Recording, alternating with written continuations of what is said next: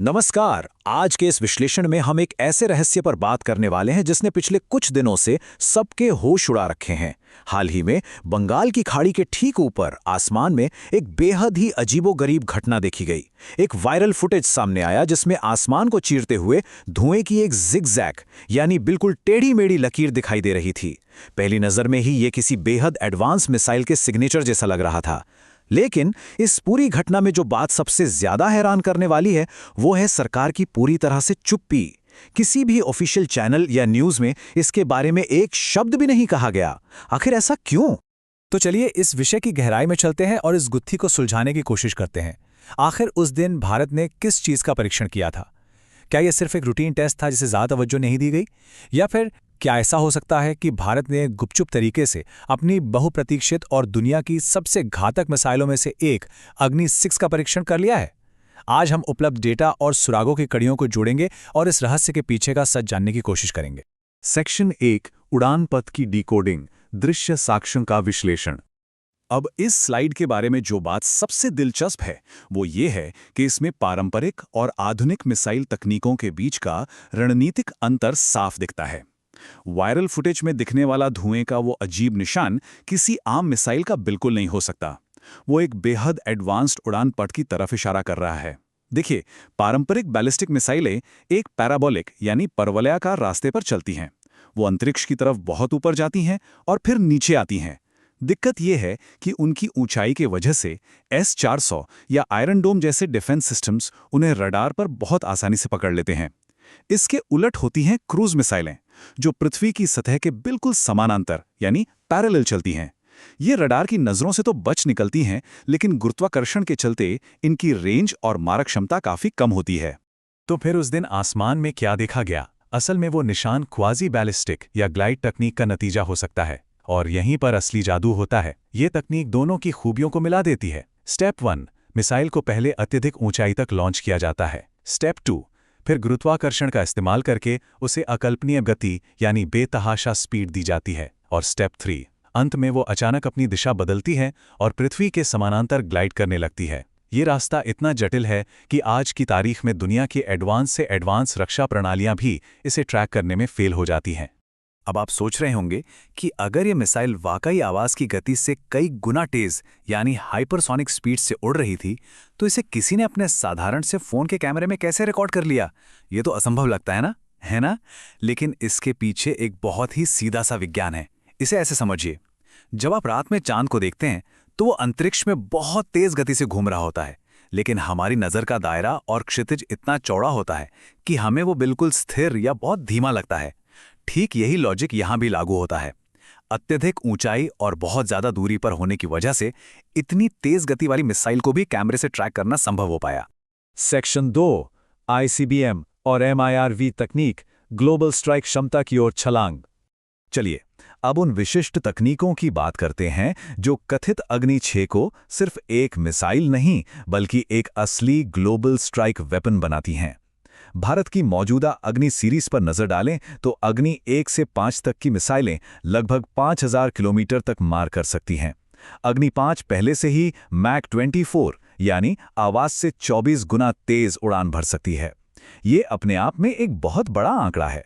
लेकिन कथित अग्नि 6 की रेंज 10,000 किलोमीटर से भी ज्यादा बताई जा रही है। इतनी बड़ी रेंज का मतलब है कि यह तकनीकी रूप से एक इंटरकॉन्टिनेंटल बैलिस्टिक मिसाइल ICBM है जो धरती के किसी भी कोने में बैठे दुश्मन को तबाह कर सकती है।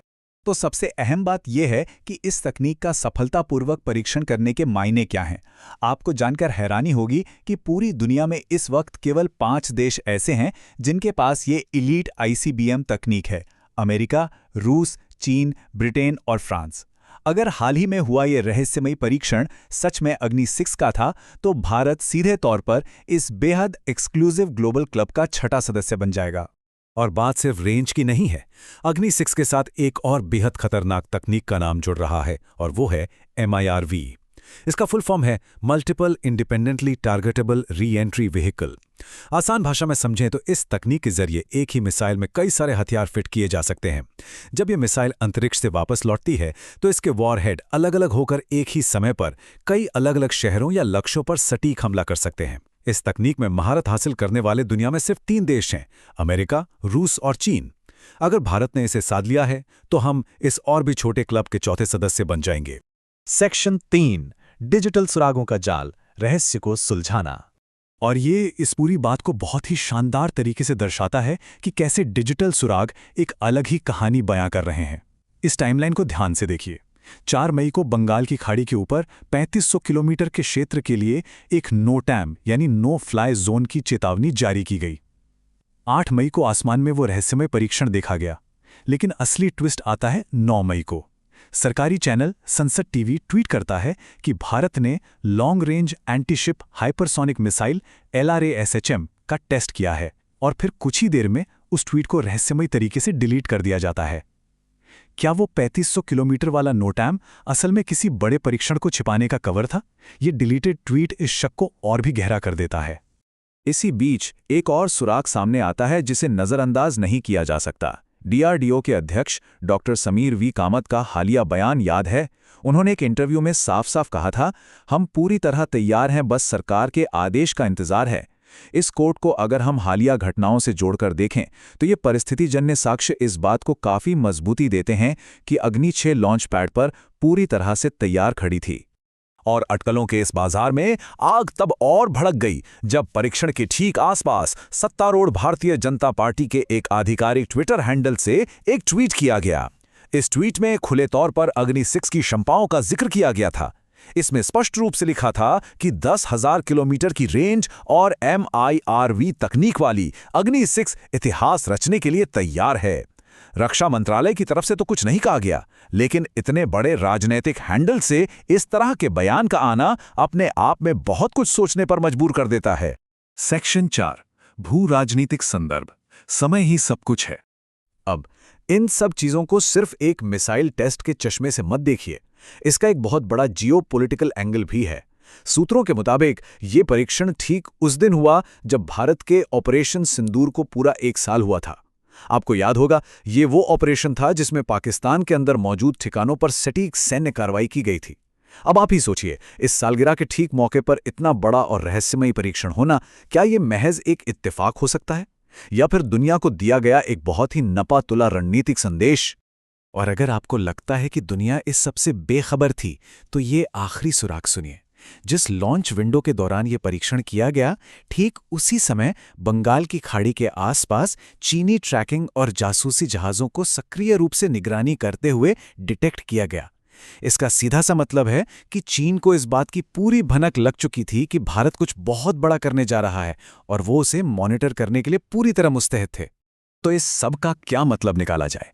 आसमान में वो अजीबोगरीब जिगजैग निशान, वो डिलीट किए गए सरकारी ट्वीट, DRDO के अध्यक्ष का बयान, 10,000 किलोमीटर रेंज के दावे और समुद्र में चीन की जासूसी, क्या ये वाकई में उस अग्नि 6 की शुरुआत है जो दक्षिण एशिया के रक्षा समीकरणों को हमेशा के लिए बदल कर रख देगी? या फिर क्या ये अंतर्राष्ट्रीय दबावों से दुनिया का ध्यान भटकाने के लिए बुना गया कोई बेहद ही चालाकी भरा रणनीतिक भ्रमजाल था? इस विश्लेषण में हमारे साथ जुड़ने के लिए धन्यवाद। इन तमाम साक्ष्यों के बाद आप क्या सोचते हैं? इस सवाल का जवाब आपको खुद तय करना है।